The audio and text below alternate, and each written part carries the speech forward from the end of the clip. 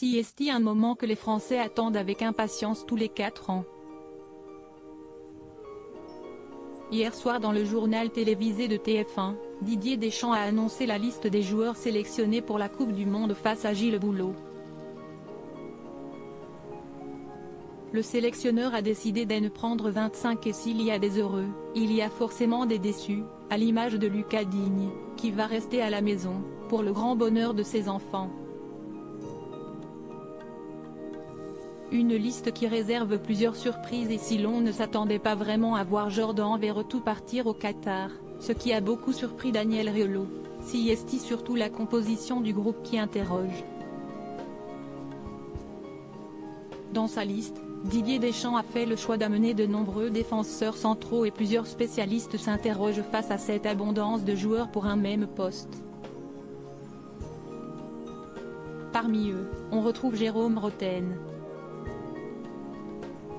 L'ancien footballeur de 44 ans passé par le Paris Saint-Germain s'est reconverti dans les médias et depuis plusieurs années maintenant il anime sa propre émission sur les antennes de RMC, Rotten s'enflamme.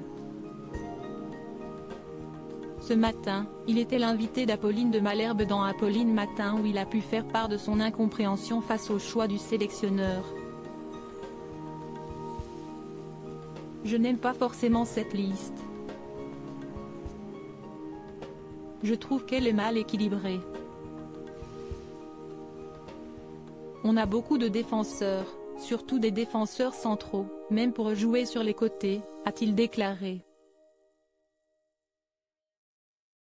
Tu vas confier les clés du camion à Benzema et à Mbappé et démerdez-vous avec le ballon. Pas du tout séduit par la liste de Didier Deschamps, l'ancien footballeur, qui a récemment eu un gros clash avec Karim Benzema, va même plus loin dans sa critique de la liste. Ça me dérange, parce que pour moi, il faut des spécialistes du poste. Si est-il un choix de Didier Deschamps, il faut le respecter, lance-t-il, avant d'ajouter, t'as l'impression qu'avec cette liste, tu vas confier les clés du camion à Benzema et à Mbappé et démerdez-vous avec le ballon. Pas tendre avec son ancien entraîneur lorsqu'il évoluait à Monaco, Jérôme Rotten termine par un dernier petit tacle. Moi je ne vois pas le football comme ça, conclut-il sa petite diatribe.